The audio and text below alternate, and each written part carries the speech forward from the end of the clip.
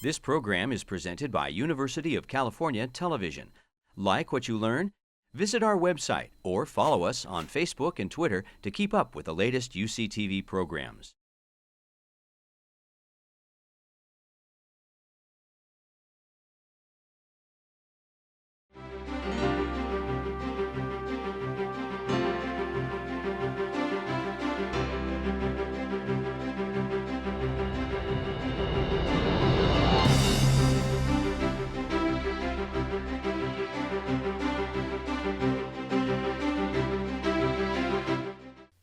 Tonight I'm really excited to have David Gerrold as our first guest. I was too young to see Star Trek in its prime time. It was a regular experience for me every day in the wonders of reruns. And when this book came out when I was 13, I read this book from cover to cover and back again, because here was a book about thinking about getting into the industry, thinking about getting into Star Trek, how to do a development, what it was all like. And in many ways I thought about like oh, this was the little germ of Word Farm too. So it is my great pleasure tonight to kick off our Word Farm weekend and introduce David Gerrold. Thank you. Well, come on, let's do it. Let's do it. Hello, everybody. Thank you for coming. You could have all been staying at home and watching Republicans have a free-for-all, but I think they've stopped for the night. We could, do a little of that. But let's talk something real for a change. We'll talk a little bit about the idea of teaching, or you being taught writing. There was a great instructor at USC named Erwin R. Blacker, and he focused on structure. And I think that may have been the single most important writing class I ever took, because,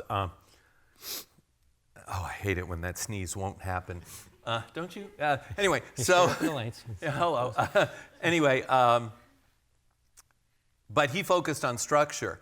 And so I learned a trick. I don't know if he taught me this or if I made it up, of laying out each scene on a 4x6 card, writing just a bare description and then sorting them out until they were in the right order. And that taught me structure, that little exercise. And around that time, you're watching TV. And I'm watching TV. This shows up, Star Trek. And nobody else in the industry understood science fiction. Here comes this thing called Star Trek. And I didn't know it at the time.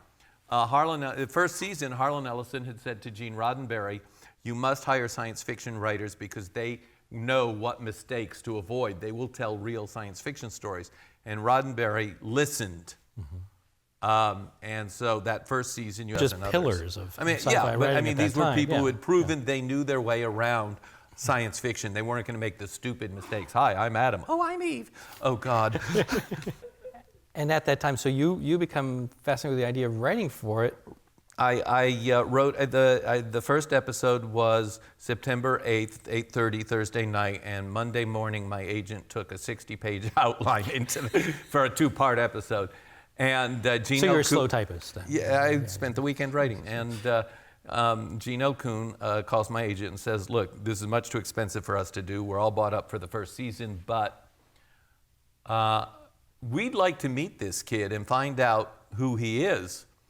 And I went in, Gene O'Kuhn. Now, I had previously submitted stories to Bonanza, which they had considered, but then when I went in for a meeting, they said, what are you, 14? So they didn't buy the stories, and so that was the year before. So, but I was still pitching.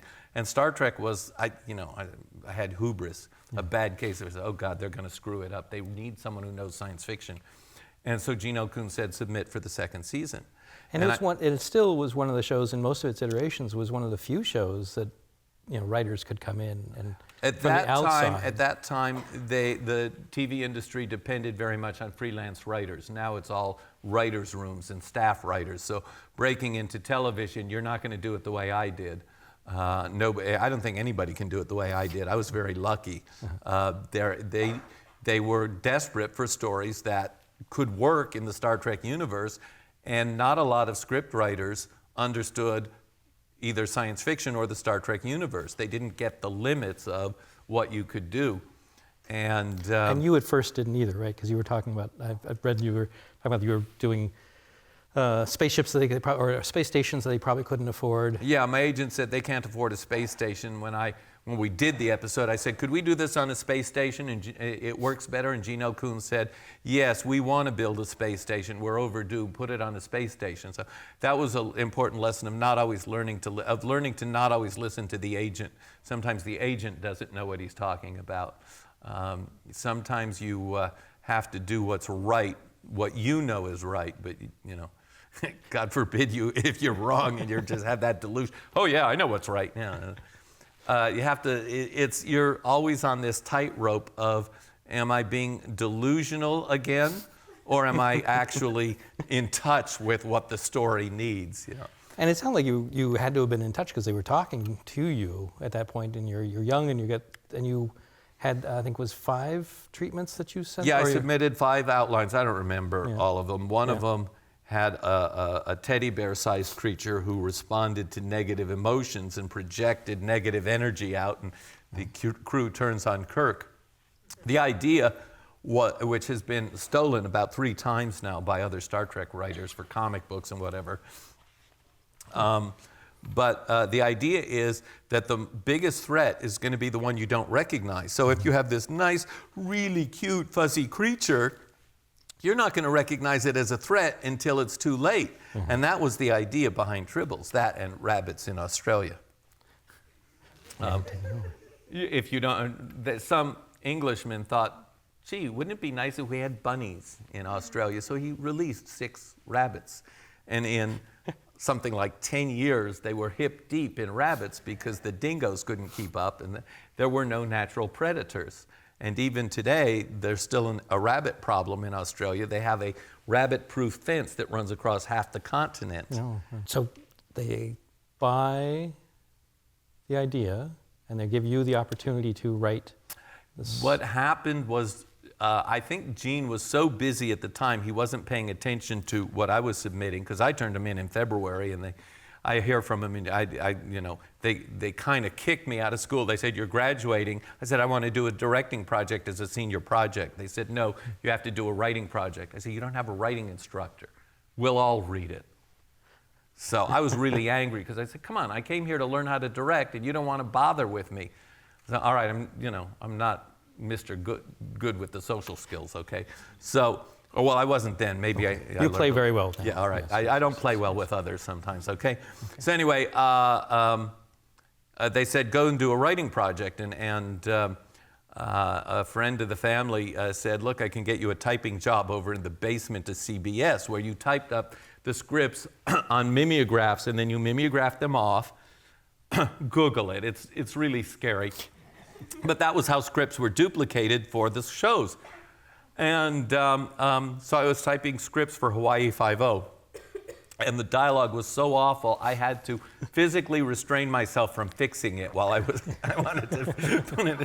wasn't allowed. It was so tempting. Oh my God, who wrote this crap? I can do better. And you did. And so I get this phone call, go over to Paramount, they want to by your outline called A Fuzzy Thing Happened to Me. So I go over, Gene Kuhn. Dorothy Fontana had read the outline and said, this has whimsy. And we haven't done whimsy. So I go over, Gene Kuhn remembers me. He says, we're going to buy your outline, but we can't buy the script because you have no credential as a writer. But I won't assign it to a real writer for a couple weeks. And if you were to walk in with, and now we can't ask you to do a spec script, but, all right, anyway, it's all detailed in the book that you were holding up, The Trouble with Tribbles, which is available as an ebook on Amazon.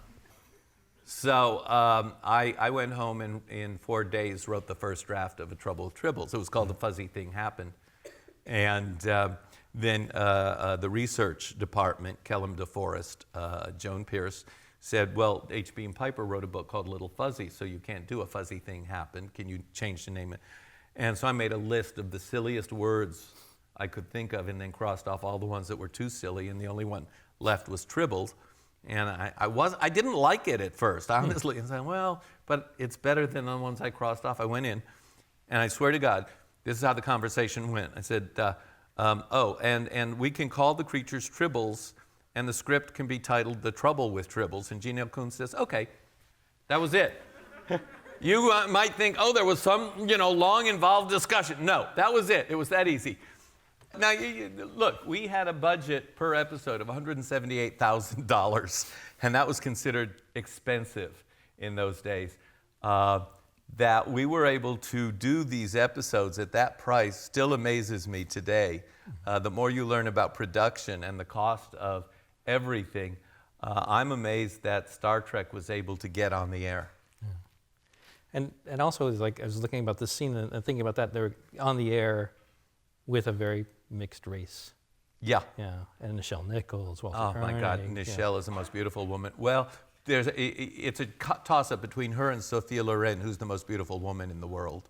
And I've been in the presence of both of them, and it's hard to get my heart started again. It's just, they are.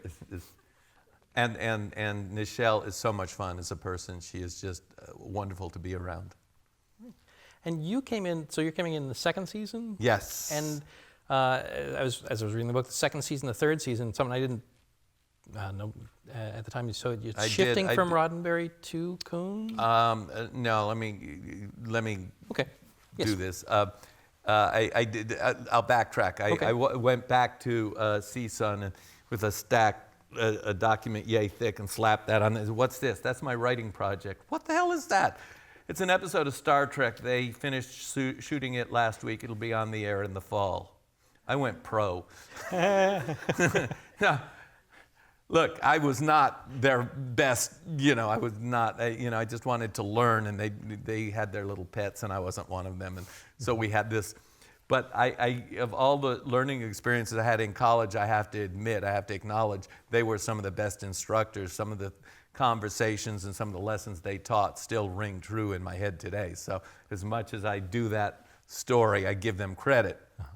Now, a third season, the show got renewed for a third season. We were supposed to be on 8 o'clock on Monday. But there was a summer replacement called Laugh-In that hit so big that they kept that 8 o'clock Monday slot, and NBC moved Star Trek to 10 o'clock Friday night. They broke their promise to Roddenberry. He was so angry that he left the show and brought in Fred Freiberger. Fred Freiberger could bring a script in on time and on budget, but I never felt he had the right sense for Star Trek. I never felt the stories were as good.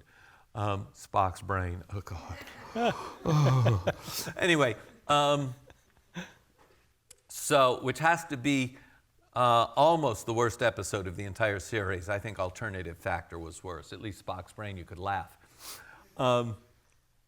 But not when they intended, though. I came in with an episode called Castles in the Sky, which became The Cloudminders after Margaret Arman rewrote it. So it wasn't the happiest experience.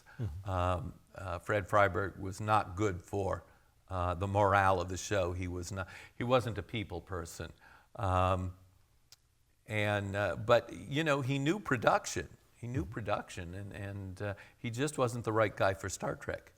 That was my feeling. Anyway, I went off to live in New York for a while, and I met all of the various editors and publishers of science fiction, people whose names I knew. They're very impressed. You wrote for Star Trek? Wow! So I was able to sell stories and novels in New York because they were impressed that I was a television writer. Later on, when I moved back to LA, I could sell scripts again. You wrote books? Wow, you must be a real writer. So anyway, Star Trek, it was a lucky accident because it got my career started in a very big way. And I consider it a fluke, a lucky accident. I got to share this story. I had a party for all my friends from CSUN the night it was aired. And one of my fellow students was a fellow named Bob Englund, who you may remember as the first Freddy Krueger. And he started raving about how good the episode was, how much he liked it, how funny it was, and he didn't know I was that good a writer, and it really turned out well. And he's going on at length, and I thought, Bob, please stop. It's only one episode of one TV show. In 20 years, nobody's going to remember it. Nobody. Challenge accepted, David. And it was, and we'll talk about it a little bit, and it's a reoccurring and enduring thing. So we're going to see a little bit of the animated show. Then it returns in Deep Space Nine, and even in the most recent movies, it's a key plot point. This little guy saves the day. And you don't have the clip here, but it is on the internet. There is a Tribble on the International Space Station. Oh. Dr. Kjell Lundgren, I will leap ahead. Dr. Kjell Lundgren, an astronaut, was also the astronaut guest of honor at last year's Worldcon. And I was an author guest of honor. So at the introduction part, they had taped an introduction from him where he's floating in the space station.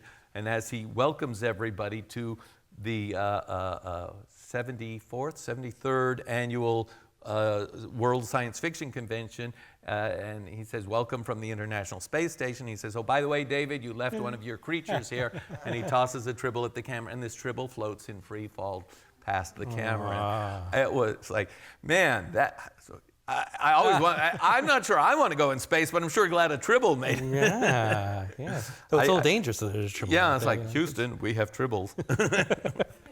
Well, let's go back again. Let's go to the novels, and that's I wanted to start with Harley and talk about Harley and Harley in a couple of different ways to think about. But first and foremost, Harley, for you, as you were talking in the introduction, that came out of a time of questioning, 1968, 1969, and a questioning for you, and it is a book about questions about a scientist and a computer that is. I had seen 2001 only about 30 times. Are you kidding? I mean, it was the Star Wars of it. Yeah, anyway. And the most interesting character in the movie is HAL 9000. I thought, well, you don't just turn a computer on and have it instantly be this wonderful intelligence.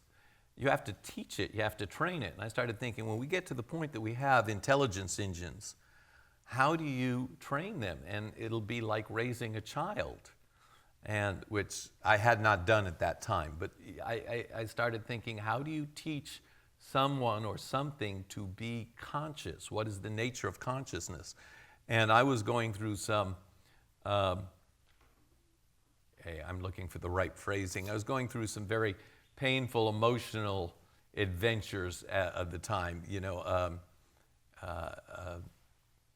Somebody I was very close to was murdered, and I was I don't know how to deal with it. And so I poured all my questions into the book, into those conversations. What is love? What is life? What is death?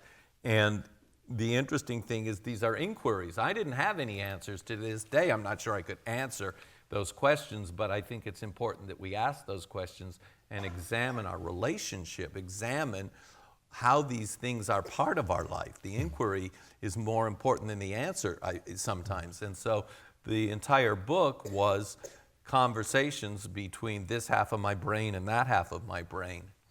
And I thought it's either a dreadfully, embarrassingly earnest book or it's very good, but I couldn't tell which until Betty Ballantyne bought it and turned around and said, you will win the Hugo for this. I thought, is it really that good? And she said, yeah. No, but I came in second to Isaac Asimov. But it's not bad company. Coming in second to Isaac Asimov is no disgrace not either. At all. Yes.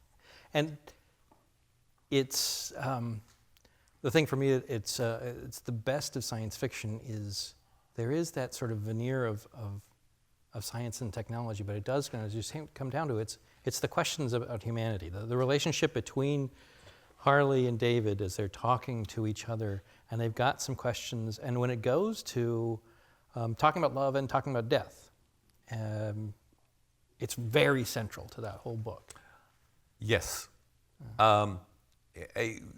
You don't really start to do this self-examination of your life and your soul until you have something to examine.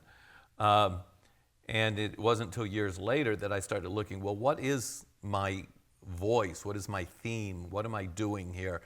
am I wasting my time, or is anything I'm doing actually making any kind of an impact? This is called the imposter syndrome, or self-doubt, or just a natural paranoid insecurity that's normal for human beings. And I look back and I said, well, the whole of science fiction is about questioning. It's theology for the modern man, only it's not theology. It's the question of, how does this universe work? What is our place in it? Who are we? What are we up to? And the very best science fiction asks that question and postulates possibilities. So I thought that's, when I looked at Harley and The Man Who Folded Himself and a couple other things, I also let my hair down and just had some fun writing some just old-fashioned space opera, because it was a great place to practice the craft and learn, because I did not know how to write. I have to tell this story. My first writing class in a junior college, the first 2 years was a junior college, and the first writing class, the instructor said to me, "You're wasting your time, you're wasting my time, you'll never make it as a writer, you have no talent, you're just never gonna get there." And he was brutal. And by the time I found out he was right, it was too late. I was making too much money. So I figured I'd better learn how to write. And I started seriously paying attention to what other writers. I was hanging out with guys like Harlan Ellison and Theodore Sturgeon and Robert Bloch and Harry Harrison and Annie McCaffrey and Joanna Russ and Sam Delaney. My God, he's great. And listening very carefully to what they were saying about writing, and then going home and trying to practice it. So I figure after 3 Hugo nominations and 3 Nebula nominations, I better learn how to write. You better. Keep trying. Yeah, I'm getting there. Oh, Seriously, I am finally, this last few years I've been doing some stuff where I think I am finally starting to get to the level of writing that I always wanted to achieve. Great. Yeah. That may be a delusion too. But. Well, Harley, another way I want to look at, but flip it to the technology side. You came back and you revised it in '89. Yeah. And when you wrote it first, the state of computers at that point was quite different than 1989. I had not laid my hands on a computer ever when Harley was one. When I rewrote it, when I revisited it, I had been building computers since 1977, and programming and beta testing and writing my own programs in Turbo Pascal, because I'll be damned I was going to learn C. What a crazy mixed up language that is. And anyway, so so I was really having a lot of fun with computers. It ate up a lot of time where I could have written another 10 books, but and I don't do that anymore. I'd rather just sit down and get some work done. I go in. I was in the Microsoft shop this afternoon. I said, I don't want to know this. I just want to get some work done. I'm tired of building computers. And they fixed it. And we're in. But once I understood the principles of software versus hardware and programming and algorithms, I realized something else about Harley, and the ending that I came up with when I rewrote it, it literally left me speechless. I typed it and looked at what I had typed and realized, why didn't I realize this before? But this is where the book was always headed. And I'm not going to spoil it here, no spoilers, but it is available on Amazon as an ebook from Ben Bella.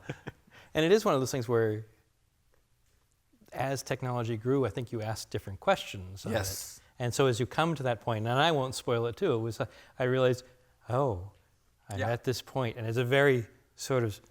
And it's still true. Satisfying we are on the threshold of that moment. Yeah. We are on the threshold of that moment that is called the singularity.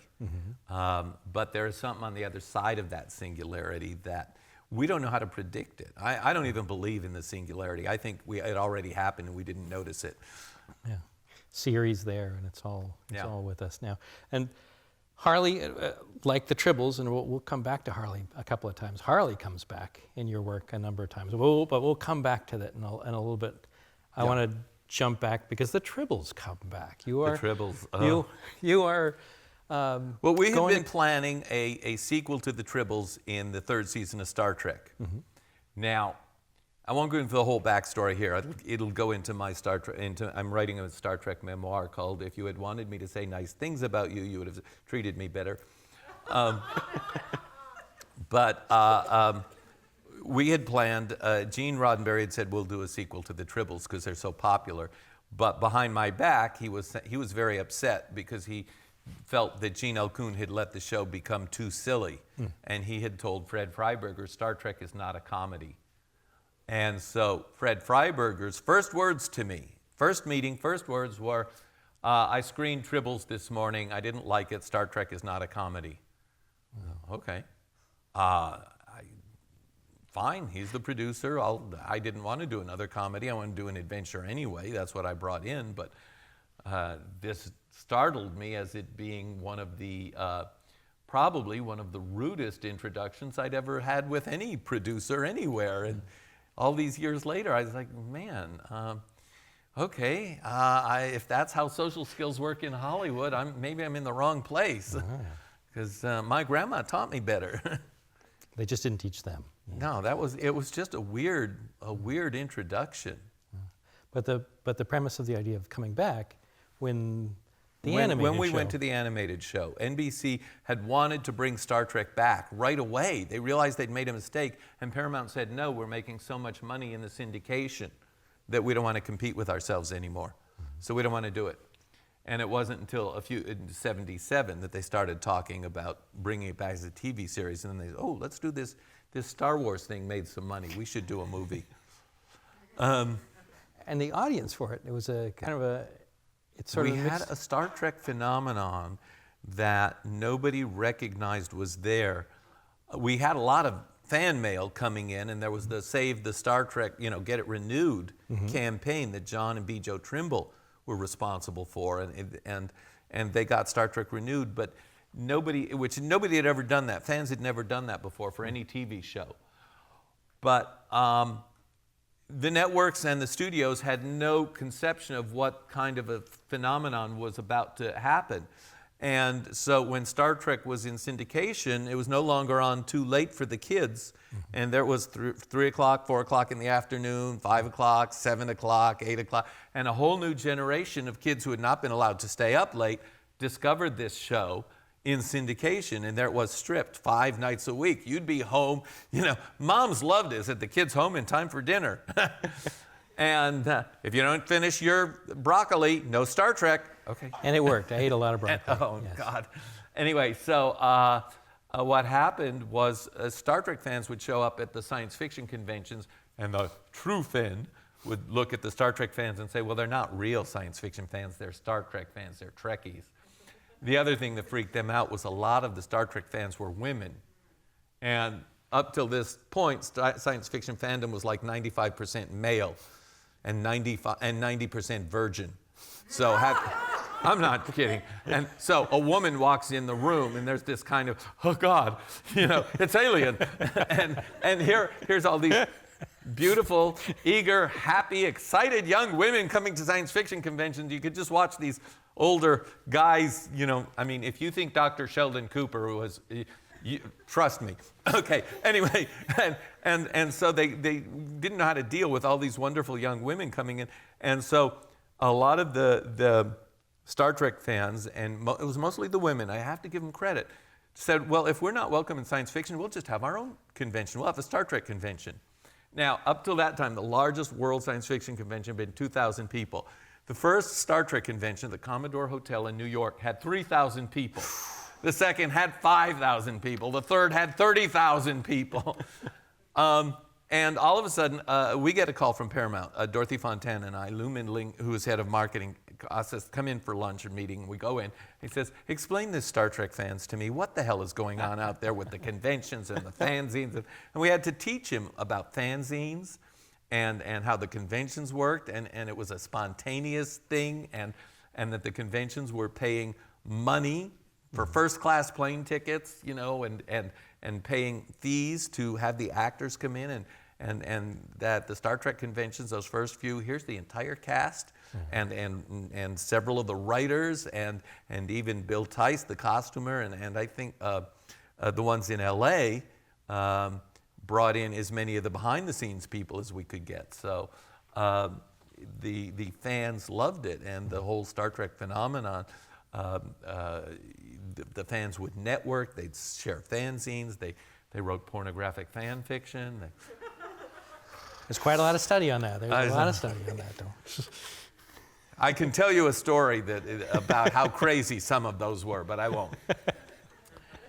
And but we realized, and I kept saying, when is this going to be over? The show got canceled.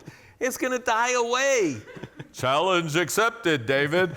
So the 70s, we just said, well, let's just enjoy it. I mean, this has never happened to any TV show before. And we had no idea. Okay, well, let's see it again. Let's take a little look. Let's have a look at Star Trek Animated.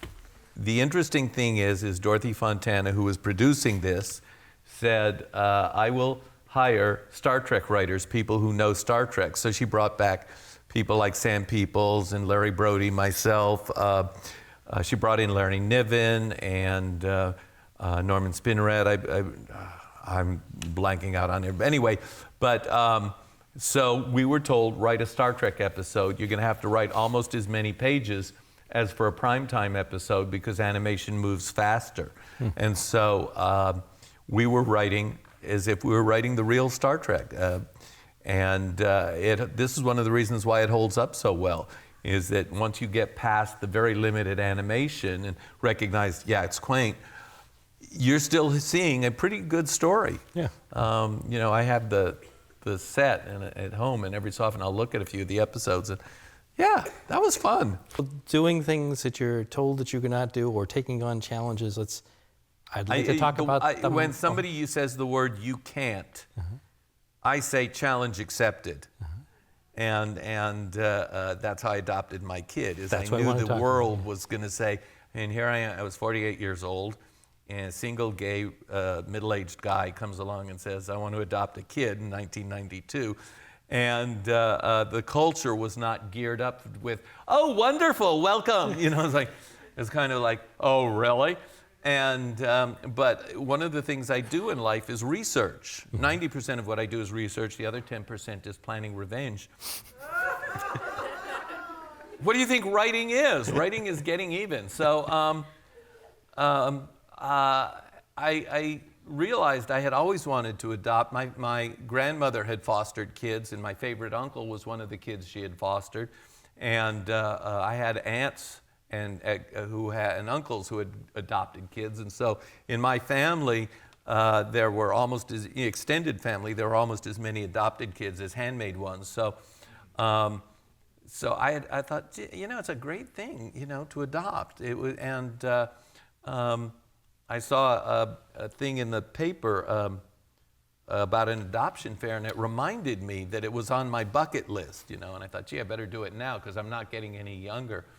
And I did my research, and I found this picture of this most wonderful little guy in a listing of kids awaiting parents. And they had asked me, what kind of a kid do you want? And I said, tall enough to dust. And they said, seriously, I said, I don't want to deal with fetal alcohol syndrome. I don't want to deal with hyperactivity. I don't want to deal with sexual abuse. I just, I want, 4, 5, or 6, that's, out of diapers. Just, that would be fine. And then I see this picture, and they say he's 8 years old. He may have fetal alcohol effects. We're not sure. He's been abused. He's emotionally disturbed. He's hyperactive. He's all the things that you listed you didn't want. And I'm looking at the picture, and all of a sudden, and this kid has such a big heart and such an adorable face. And I'm saying, you know what? If I was this kid's birth parent, I would be dealing with his issues. I got to stop being a jerk. And there's a thing I'll backtrack. Mm-hmm. My sister had given me this ugly little puppy, and she had a deformed lower jaw, a terrible underbite. And I was almost didn't want to take her, and here she is jumping up and down in my lap and licking my face, and I'm going, yes, yes, I get it. Ugly puppies need love too. And it suddenly hit me. This puppy didn't know she was ugly. She was just the most affectionate little, and she grew up to be the most best dog, one of the best dogs I'd ever had, most playful and affectionate. And I realized I have to stop being a jerk, wanting the perfect little, blue-haired, blonde-eyed baby, whatever. And so later on, when they start explaining to me this kid has these issues, I said, I'll take him. And part of me is saying, either you just said the stupidest or the bravest thing in the world. I'm not sure. And it was years before I even had a hint of the answer to that. But I said, let me have 5 minutes with him, and if he's got a big heart, I'll know it in the first 5 minutes. And I met him. And in the first 5 minutes, I fell in love with him. He was just absolutely the most, not just adorable, yeah, he was cute, but he had such a big heart, and he was anxious and desperate, and he was honest and open and authentic, and he was sharing with me his entire life. And I got it. This kid knows how the whole thing works. And they asked me, are you planning to write a book about adoption? I said, oh, hell no. But he was placed in my home, and the only time I knew what he looked like was when he was asleep. The rest of the time there was this blur. But because of all the research I had done, I was like almost a half step behind him, so I was keeping up. And he's 31 now, by the way. He turned out great, but. One night, I snuck into where he was sleeping and just sat in the chair opposite and watched him sleep for a while. And I'm doing this whole, wow, I'm a dad. How weird. I was like, I don't even believe this. I got a kid. And I went back to my computers late, and I started writing about how much I love my little boy. That's the entire story, is I love my kid. And we had been playing this game that he was a Martian. We had kind of stumbled into this game, but it gave him a reason for being different from all the other kids around him, which he sensed because of everything he'd been through, but now he had a story why he was different. And so I started writing a story about my kid as a Martian. And it was just another one of those things. I finished it and I said, either this is embarrassingly earnest or it's brilliant. I have no idea. And it was rejected by 6 editors. They all said, well, it's David, I don't know. And Christine Catherine Rush published it in the Magazine of Fantasy and Science Fiction. And we started getting the most incredible letters. Mm-hmm. And I thought, well, okay, I guess maybe it's not embarrassing. And next thing I knew, we were going to New York to pick up a Nebula trophy. And I forget what convention it was. We got the Locus Readership Poll. And then we went to Scotland and won the Hugo Award with the story. And I the thought, science fiction equivalent. The trifecta. It's the 3 biggest awards in science fiction. Yes. And it was just kind of, and my attitude to this day is I wouldn't mind winning another Hugo, but I'm not adopting any more kids either. It was, I did not set out to win a Hugo. It was just, I'm going to share a story about how much I love my kid. And it was a breakthrough story because it took me to a place I'd never been before, and I started using our experiences in other works. We went to Canada one time, and they pulled Sean aside and started quizzing him about where's his mother, and I had told him he didn't have to answer when people ask him questions about his background, his past. That's his business, no one else's. And I said, tell him something like she's living with Elvis or aliens abducted her, and I will back you up. You don't have to tell anybody about, what you've been through. And so this Canadian customs official is quizzing Sean and saying, where's your mom? And I'm sitting there thinking, I think I'll just let this play out, see where he's going. And Sean says, she was abducted by aliens and she's living with Elvis now. And the guy looks at me, and I say, yeah, I saw it. Beamed her right up. And now he's getting, and finally, after he starts really getting suspicious, I said, look, it's a single-parent adoption. I have the adoption decree right here. And I'd been sitting on it the whole time because I just wanted to see where he was going to go. And he says, well, you know, we get these child custody kidnappings. I say, well, we are here to work on a show called Space Cases. And I told the guy at the desk that my work permit is on file here. And you should not have wasted my time. My kid's up 2 hours past his bedtime, and I'm tired from the flight too. And I figured if you were going to waste my time, I was going to waste yours. And I was a little more tactful than that. And he said, oh, you're working on Space Cases. Here, Peter David left this here when we quizzed him and about his kids. So anyway. So I used that as the basis. I had loved the Heinlein Juveniles, so I wanted to write one myself. Mm-hmm. So I wrote Jumping Off the Planet, which is about a father kidnapping his 3 kids and taking them to the moon. He says, Mom won't follow us to the moon. And she does. So. And use the novella, it became a novel. Yeah. And then the novel. Oh yeah, a film. Yeah. And the novella won some award. I don't remember. By then, I was actually starting to win awards instead of come in second and stuff. But I'm not an award junkie. You know, I get these. There's a shelf where all the plaques are stacked up, and then there's a bookcase tucked off in a corner somewhere that has a Hugo and a Nebula and a Stoker and a Skylark, and it's like, okay, these things have to be dusted, Well, one of the things that as I read The Martian Child is the questions between, again, David and, The Martian Child are much like the questions of you and Harley, you know, and they're going back, and it's almost in this case where you're learning more about what it is to be a father. Me and my son have a relationship so good I'm jealous of myself, and we have a lot of back and forth conversations. Sometimes I'm just talking him down because he gets so annoyed with the rest of other people just not having integrity. But I say to him, we went out to dinner and said, I've learned more from you than you ever learned from me. And so I'm grateful. So, I said it in college. I said to someone, he said, you're a jerk. But I said, no, all of life is a learning experience. He goes, oh yeah, right. But now, here it is. Oh my God, am I really that old? 50 years later, and I'm saying, yeah, all of life is a learning experience. And it's just, that thing, when you're ready to learn, the universe will provide a teacher. Well, it's even when you're not ready to learn, the universe is throwing teachers at you.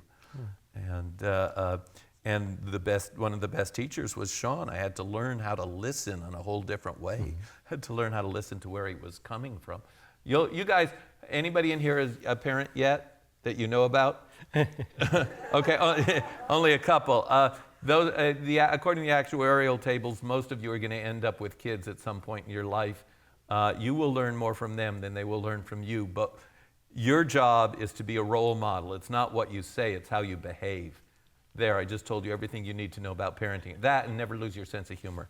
And in the book and in the movie, in different ways, Harley returns. Yes. As a character in the movie that is sort of a friend and a confidant. And in the novel, Harley gives you the chance, you get that chance in a non-fiction way to talk to Harley and talk to your other side of your brain. Yeah. And talk about the things that were the trouble with it. I mean, it was not, it's a very sweet story that you see the troubles that raising a kid are. Yeah. What happened is I had this wonderful typewriter, an IBM Selectric, which it just the world's greatest keyboard, and there's a little infuriated golf ball that and the text appears on the page magically in 1966. This is a pretty heady stuff. And I loved typing on it, so I just would be happy physically and watching the words appear. And so there was this relationship. There was a time when I was sure that the typewriter was sentient. And I could have written a great story about that too, but instead it became Harley. The typewriter was a personification of Harley. So later on, when I did the rewrite in 1988, whatever it was, the introduction is, can I still get in touch with Harley? I'm working on a computer, and there's a conversation. Hey, boss, this is a great new place. And so then when I did The Martian Child, it is from the point of view of a science fiction writer, it's very autobiographical. It's like, how do I deal with this? I wish I had Harley here to talk to. Oh, I do. And so he shows up in the novel. Harley shows up in a lot of my stories. He's in the whole Jumping Off the Planet trilogy. He shows up in The War Against the Tor. He shows up in the Star Wolf trilogy. I'm not sure where else. I lost track, but you're right. He does show up in the Martian Trail. I think there may be a couple books I've written where he doesn't show up, but he's just he's a running gag. Yeah. So basically, Harley is this creates moral dilemmas for the people who have conversations with him. Mm-hmm. Good. I want to, at this point, if there are questions from the audience. Question? Yes. Yes. Hi there. Hello. Oh, okay. Hi. Love Star Trek. Love Twilight Zone. I'm also a huge fan of Babylon 5, and I saw that you're the writer of Believer. I have. I did Believers episode for Babylon 5, and I did a couple episodes for the 1986 Twilight Zone. Oh, you did. Can you tell us a little bit about Believers? Yeah, that's a fun story. Yeah. There's a show called Babylon 5, and in the first season, Joe Straczynski had Harlan Ellison as the creative consultant. And they called me. They said, we have a script assignment for you for Babylon 5. I said, great, I'd love to do it. And I go up to Harlan's house, and we're sitting, and they say, we want you to do the story about the parents who won't let the doctor operate. I said, oh, crap, give me a break. Everybody's done that. It's the biggest cliche, and the doctor always finds a way to save the kid. And they said, no, David, you have to do it. I don't want to do it. And I argued. I said, I don't want to do it. Give me something else, anything, you know. And they said, no, this is the right story. I said, okay, can I kill the kid? And they said, what do you mean? I said, come on. Every other time where they do it on Star Trek or Bonanza or anybody, they always find a way to save the kid. I think that's a cop-out. With everybody believing they are so self-righteous, whether it's the doctor or the parents or the religious leaders or who's ever involved, they forget there's a kid's life at stake. So let's go the distance and let's kill the kid. And they looked at each other and they looked at me and they said, that's it. That's the story. So I blocked it out that the parents go to all the different alien races on Babylon 5 asking for help. Please don't let the doctor operate on our kid, blah, blah, blah. And all the different alien races have their own reasons for not getting involved. And the doctor operates on the kid, and the parents' religious belief is such that the kid has now damaged his soul. He's been punctured and his soul has escaped. And they kill the kid. And the episode is about everybody's belief, but it's also about the doctor's belief. And there's a line in there about, you doctors are always playing God. And the doctor says, yes, that's what you want us to do. And Joe shot it with almost no changes at all. He said, okay, this is it. And I think there was one line he changed or one minor scene, and there were 4 lines he asked me to cut, which I had put in deliberately. There's one point where the parents are saying goodbye to the kid because they know he's going to die. And they say, when you were so young, we had a choice between having a feast or raising you, but when you were so small, there wouldn't have been enough to go around, so we decided to raise you. And Joe says, what is this in here? There's an alien race. He says, could you take it out? I said, yeah, I'll take it out. I was just having some fun. I knew there are some things you put in a script just to see if you can get away with them, but you're ready to take them out. But yeah, I was very proud. Now, here's the punchline.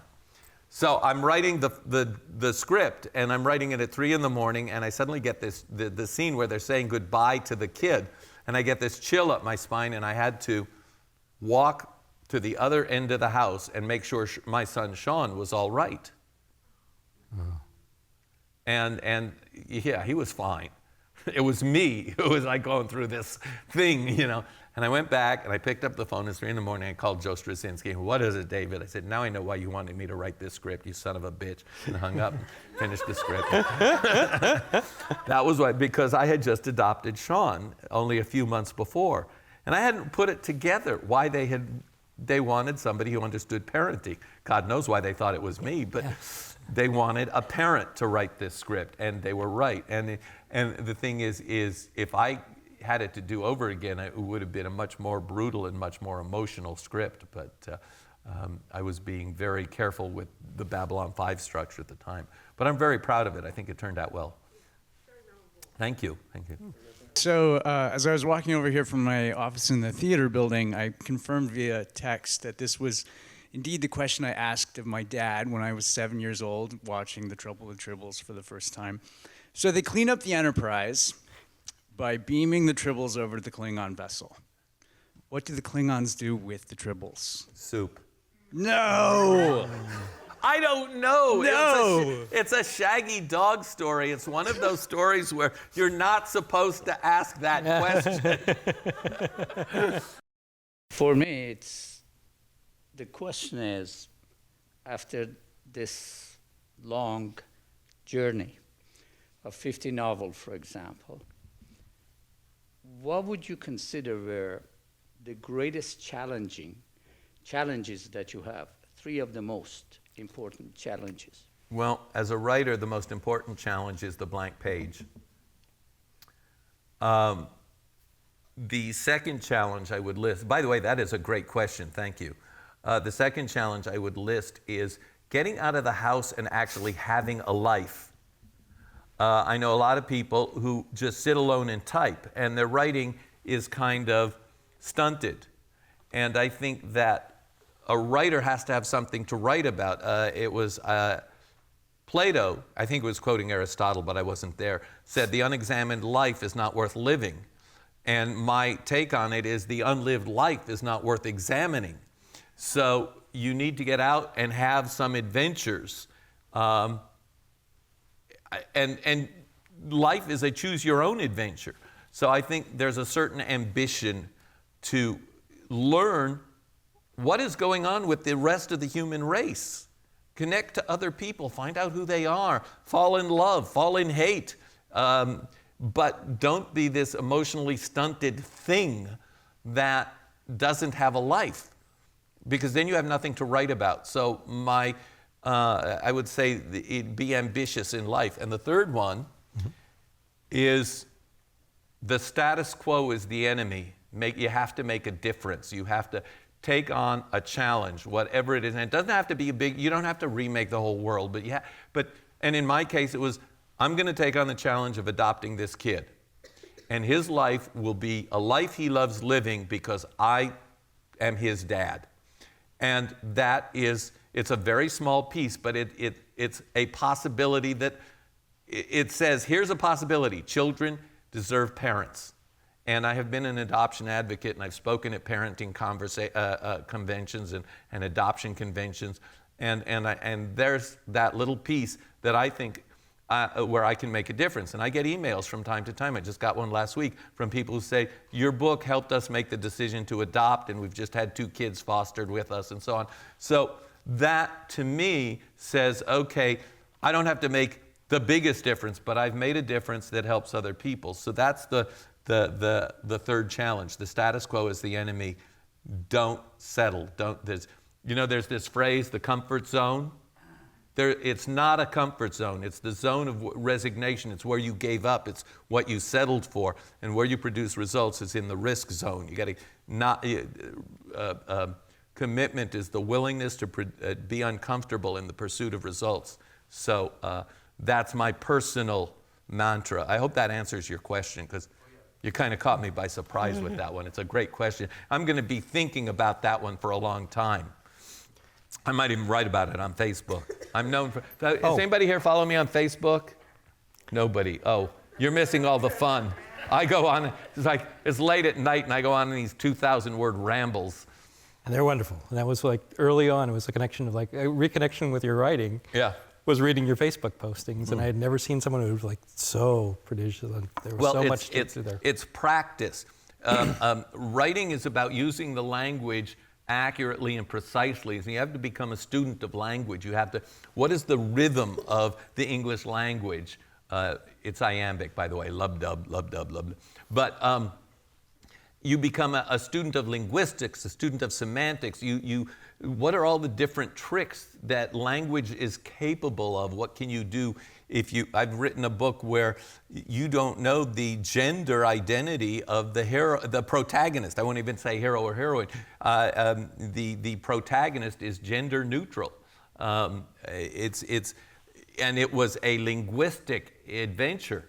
So one of the things, I'll share this story. I was an art major for a couple years. I got good enough to know I was lousy. And I love the act of creation. I know if I had practiced my art for 50 years, I might be able to paint a picture, but it's hard work. And but one of the exercises in one of the art classes is on Monday we would study the work of a single artist, and then for the rest of the week we would paint or draw in that style: Picasso, Henry Moore, Seurat, Rouault, and so on. And we would try on everybody else's styles. And so when I started writing, I started doing the same trick of trying to write in different styles to learn how the language, what the language was capable of. And now I'm to the point where I've decided I will never write the same story twice. I'll do a sequel because it's part of the same story, but I will never, but I'm not going, I have no specific brand as much as I have what challenge can I take on next that I haven't done yet? So I've done comic books, and I've done anime, and I've done a play. I've done television. I've written some film scripts. I've written novels, short stories, and I've tried on every different voice I can, and I've got a dozen different voices that I still want to try on. Now look, as much as I want you to buy my books, I want you to read. I want you to support authors everywhere, not just me. There's a lot of great new authors coming along. And please, do not ever give up the adventure of reading. And if you really want to expand your mind, reading is one of the best ways to do it. So I encourage you to support every author you come in contact with, even the clumsy ones, because they're in the process of learning. So, and thank you very much. You've been a great group. Thank you. And I want to thank you for coming here. This has been a wonderful night. Yeah, thank you.